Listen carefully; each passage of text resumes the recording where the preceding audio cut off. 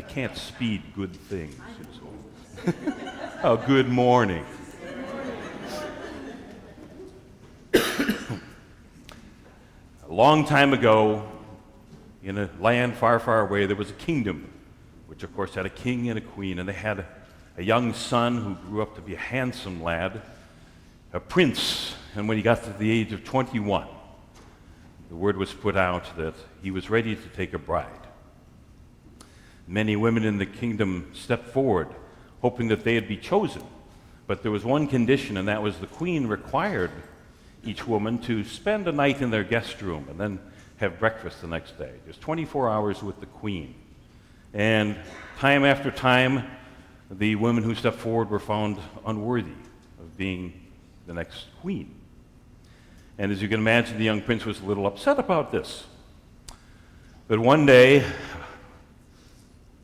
the clouds grew dark and there was a heavy rain, just pouring rain.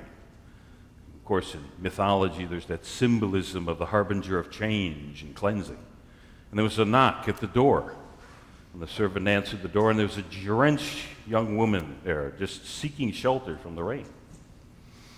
And the queen said, well, let's find some warm clothes for you. And so they had the maids help the woman. And the queen got an idea as she had the short conversation with the woman. She went to the chambermaid and said, she'll be spending the night with us, but I'd like you to set up the guest bedroom as I've had you set them up before. And that is to take this dried green pea, put it in the middle of the foundation of the bed, then put 40 feather bed mattresses on top of that. And so the chambermaid complied, and the woman stayed the night. And in the morning at breakfast, the queen asked the young woman, so, did you sleep well? And the woman says, well, I don't want to be impolite, but no, there was a lump in the middle of the bed, and I found myself tossing and turning all night. And the queen looked at the young prince and said, I think we found a new queen.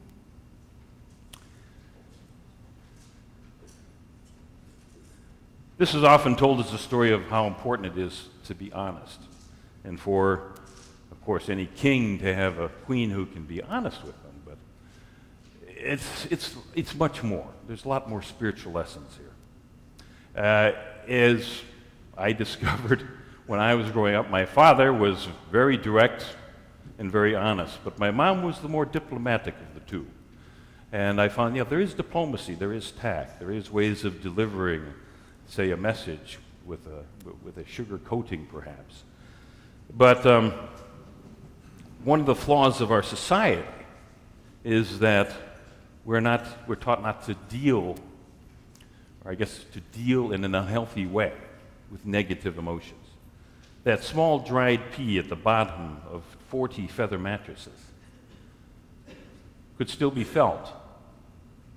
And for many of us, we have a small dried pea in our consciousness, perhaps an old thought, an old belief system that causes us to toss and turn at night. Perhaps it's a sense of unworthiness or some traumatic event that happened. And it will pop up. It'll be right in the middle,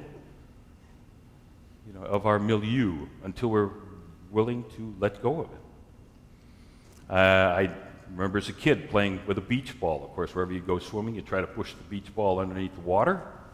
And it seems like, the pressure would get more and more, that beach ball would just want to pop up above the surface. And especially growing up, as I've shared with you, I'm 57, a young boy in the 1960s. Big boys don't cry.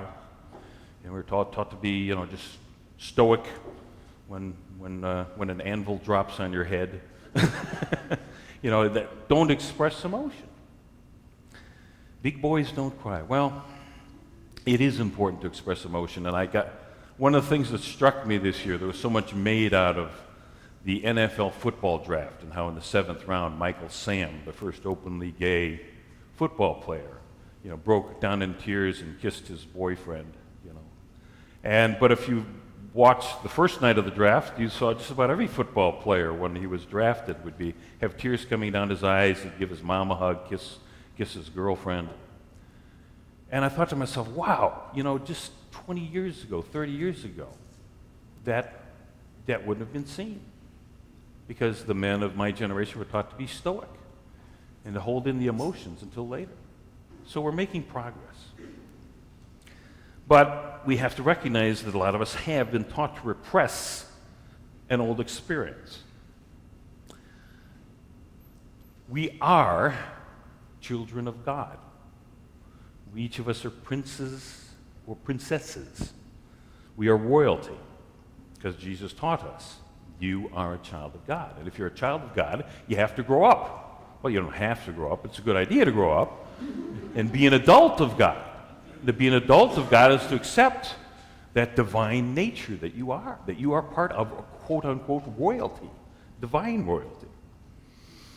But a lot of times we're unwilling to embrace that because of a small, dried pea somewhere in our consciousness. Maybe it's unworthiness. Maybe it's shame. Well, what was your challenge? What was your cross to bear?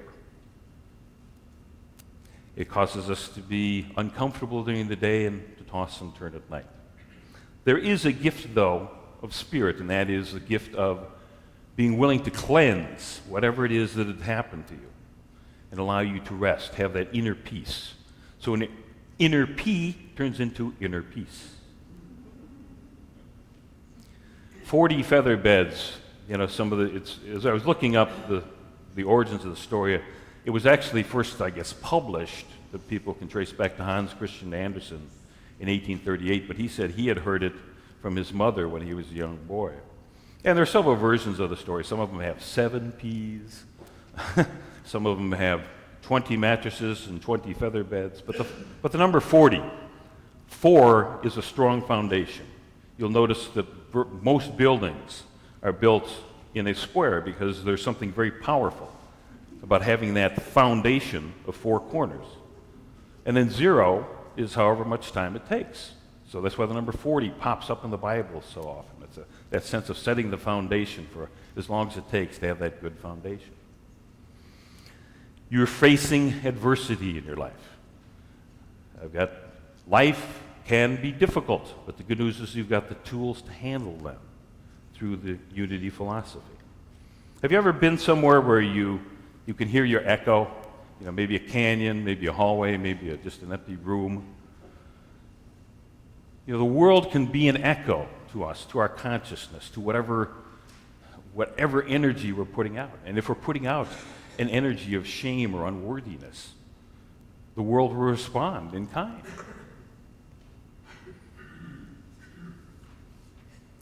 One of the early luminaries of the New Thought movement, Emmett Fox. Emmett Fox was a wonderful teacher of unity principles. And he told a story of a hungry bear looking for food and comes across a campground. And someone had put a kettle on a campfire. The kettle was boiling and he could smell the food. And the people weren't around, so he went over and grabbed the big hot kettle and picked it up. And was scalding himself. But the bear didn't want to let go because he was hungry and he knew there was food in there. Until it was just his undoing. He started to feel so much pain that he finally had to let go of the kettle.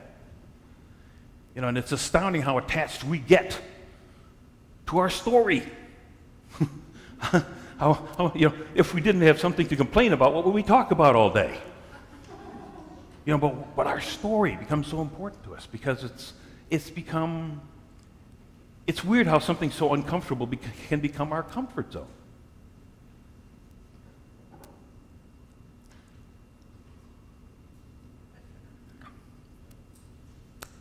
And how does it feel to hold on to that? Leo Buscaglia, the late Leo Buscaglia, used to talk about how you know that you have healed something when you can recall the event without reliving it. Being able to untie the emotional attachment that we've placed to it, the meaning that we have put upon it. If you buy a can of soda pop, especially lemon lime ones like 7-Up, because those have got the most carbonation in them, right? You open it, you pour it, bubbles, and bubbles all over, just bubbles bubbling up. And our life is like that, right? Thoughts bubble up. Some of them seem benign, but some of them pretty painful. But if you let it sit for a while, the bubbles disappear. And you don't see and that's what happens with us when we are willing to sit in meditation and allow the bubbles to surface. We don't have to cling to any of them like the hungry bear. We can just kind of let them go. Jesus, in the Gospel of Matthew, 23rd chapter, mentions a group of people called the Pharisees. Now, the Pharisees were a group of Jewish people who felt that they needed to exactly follow the law. Take the letter of the law, the letter of the Bible, take everything literally. Good thing we've learned in 2,000 years that there aren't any more people like that on the world, right? All right. But these Pharisees would always be on everybody's case about, you're not doing it right. You have to do it this way. You have to do it that way. You can't do this. You can't do that. So, Jesus, in the 23rd chapter of Matthew, is talking to a group of people who are following him, and some of them, of course, are the Pharisees. And he says, "Woe to you, scribes and Pharisees, for you cleanse the outside of the cup and the plate, but inside is full of extortion and coveting. You blind Pharisees, first cleanse the inside of the cup and of the plate, that the outside may also be clean." Wow. I can remember in my 20s, how important my appearance was. I mean, let's face it, I've still got the Brian Williams Anchorman hair, right? But the old, like Fernando Lamas, you look marvelous. You look marvelous. It is better to look good than to feel good, after all. And that's the way I was in my 20s. I looked good, I put on a good face, but inside, I was crying because I hadn't healed a lot of my stuff. It wasn't until I hit the age of 30 that finally the beach ball popped up. I found I had to deal with it. And it led to, divorce from my first wife. But with the unpleasant comes the pleasant. I met a young woman named Carla Golden. Yo! So yeah. And also, had a spiritual awakening and discovered unity. All within a few months of being willing, to deal with my stuff. So Jesus continues in the next verse. These are the Pharisees again. "For you are like whitewashed tombs, which outwardly appear beautiful, but within they are full of dead men's bones and uncleanliness." So how many people have a skeleton in their closet? How many people are still riding a dead horse? Yet we've all had times where we feel stuck or feel a sense of frustration or offense, or at least sometimes just a sense of dissatisfaction. Sometimes it can sometimes be when you get to the point where you feel like you're finally going to get some rest, where suddenly something surfaces. But life is like that. As we go through the various cycles of our life, we have opportunities for growth through the various experiences that we've had. In our Fearless Living class, on Wednesday nights, we're using the book Eye of the Storm, which I recommend to everybody in the Unity congregation. It's a very powerful book, but what it does is it forces us to look at our stuff. And it's been interesting, through the weeks, because, when we have this confidentiality pact in the group, we don't talk about specifics, but we've had several people have something pop up that was real unpleasant. And they'd be in tears, and the rest of us would give our support and allow that person to give them the choice. So when something like this pops up, what a wonderful gift. For some people, it's something that might be repressed for decades, but this thing surfaces. And a lot of us have been taught to stuff it back down. Well, no, the universe, God has given you the opportunity to say, okay, are you ready to untie your emotional attachment to this? Are you willing to let go of the meaning that you assigned to this back 20 years ago? Have you learned a lesson from this? Are you willing to just let it go?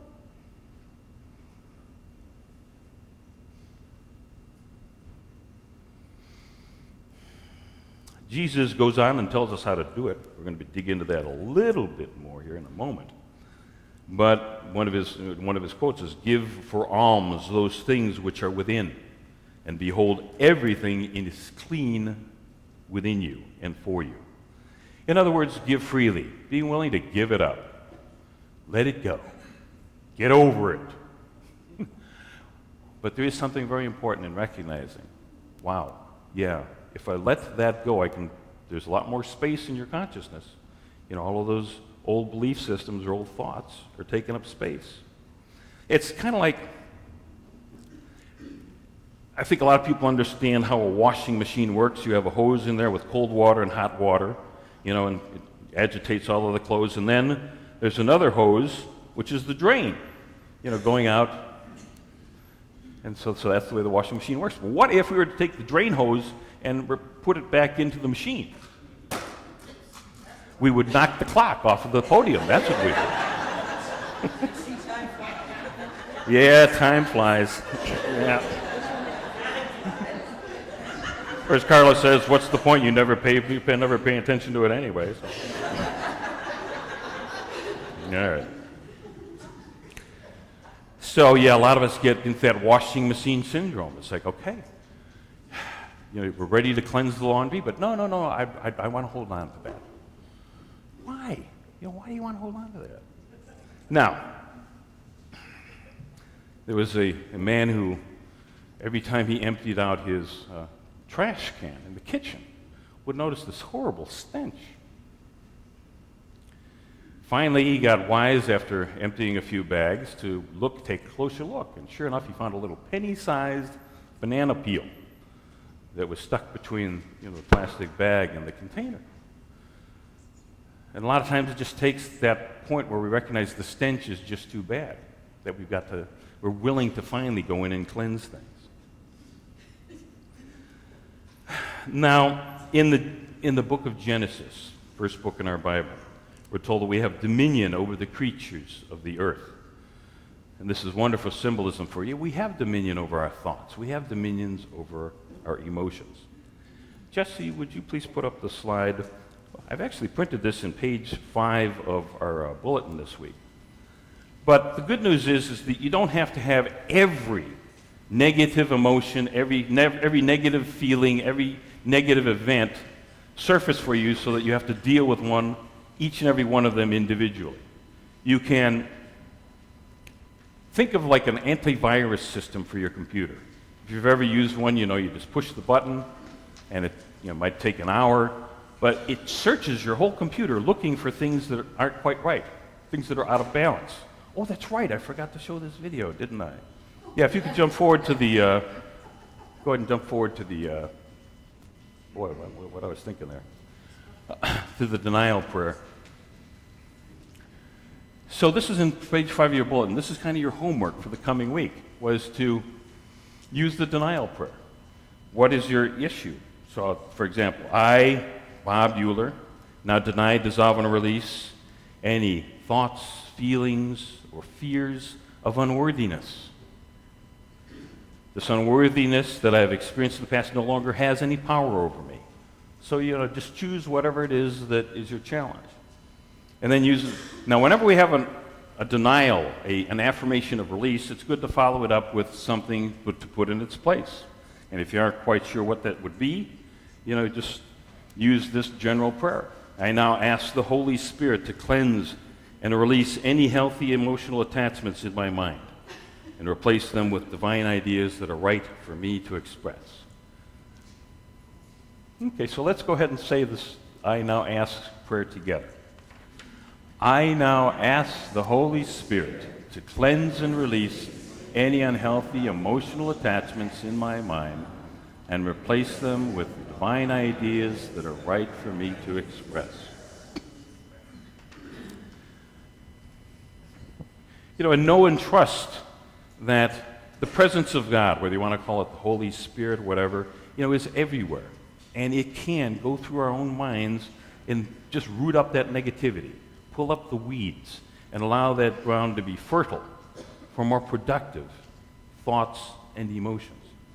Now we're going to close with a 3-minute video from Steve Hartman of the CBS Evening News with a rather remarkable story of a man who found a strange way of releasing his past.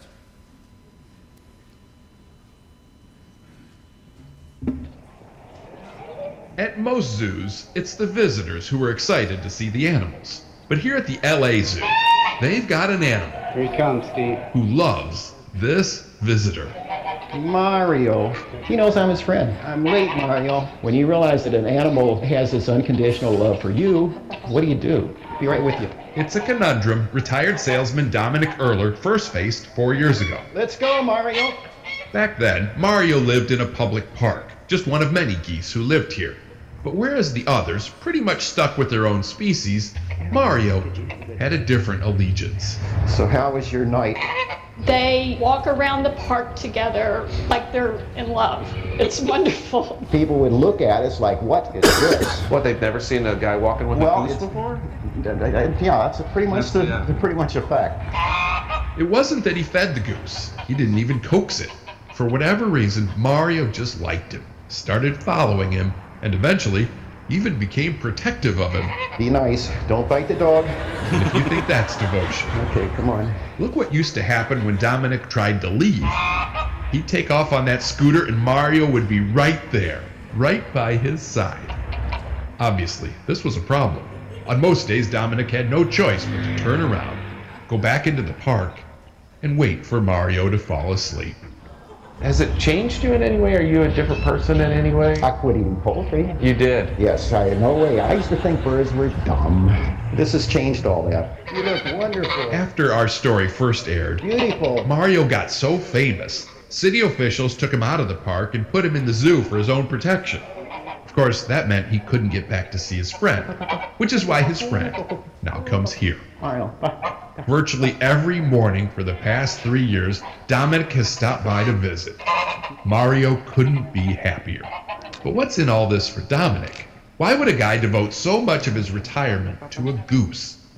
Well, you know how I told you he used to be a salesman? Wait till you hear what he used to sell. I used to sell rotisseries that, You sold rotisseries? yeah, that's my atonement or whatever it is. Atonement for selling those rotisseries? Yeah, that's what I'm thinking. Steve Hartman, on the I'll road see you tomorrow. in Los Angeles. See you tomorrow, Papa.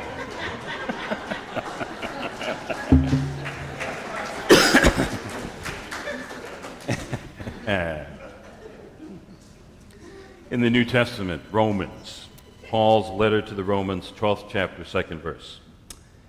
Be not conformed to this world, but be ye transformed by the renewing of your mind, that you may prove what is good and acceptable and perfect to God. May you always be open to God's guidance and grace.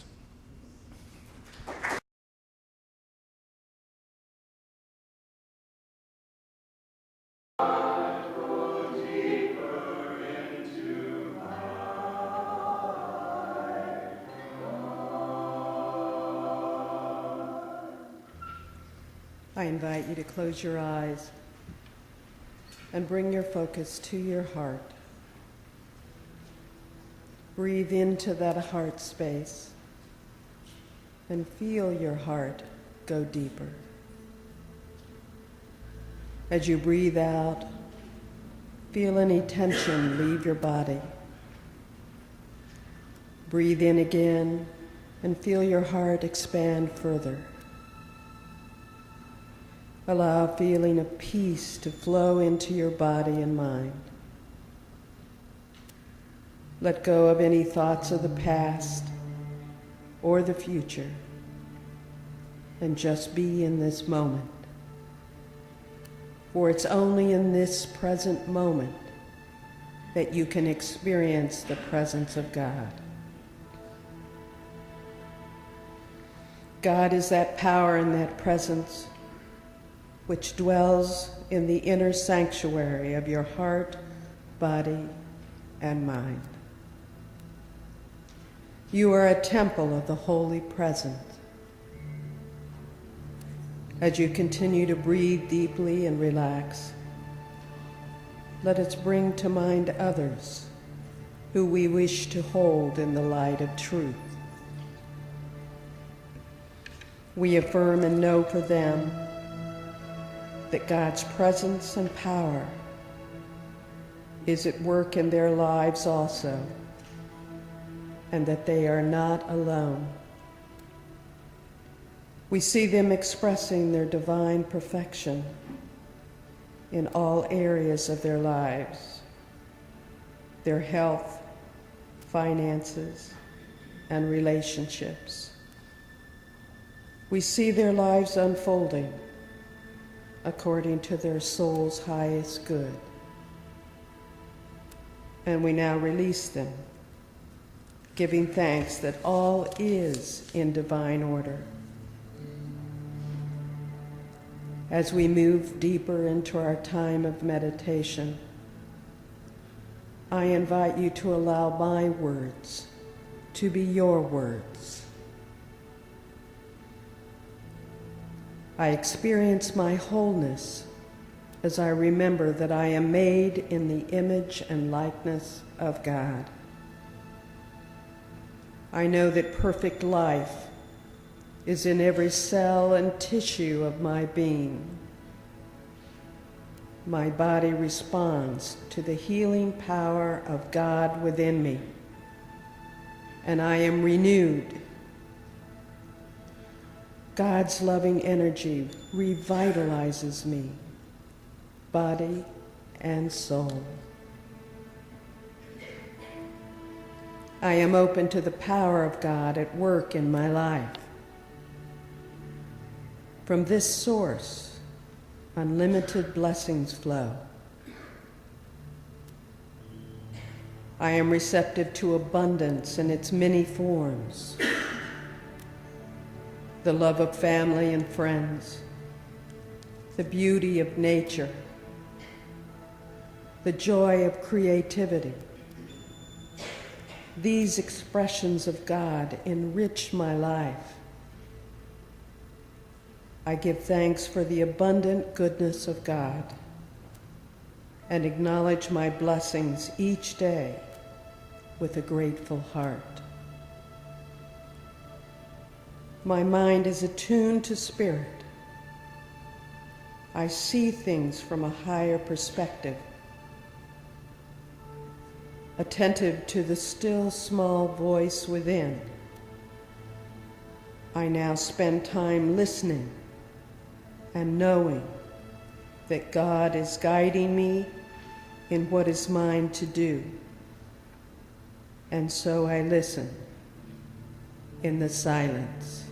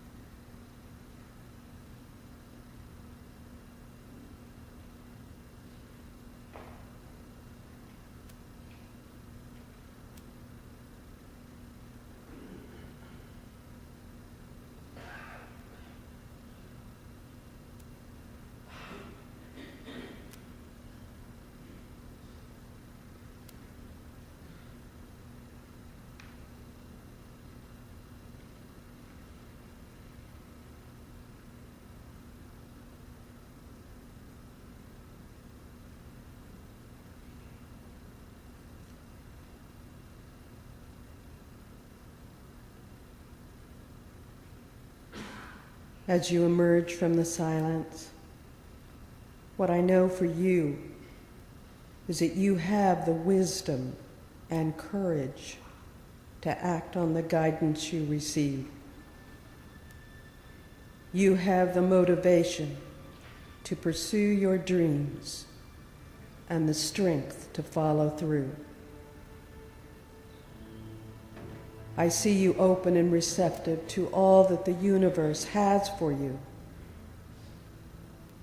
You are worthy. You are deserving. And you are loved. And so it is. Amen.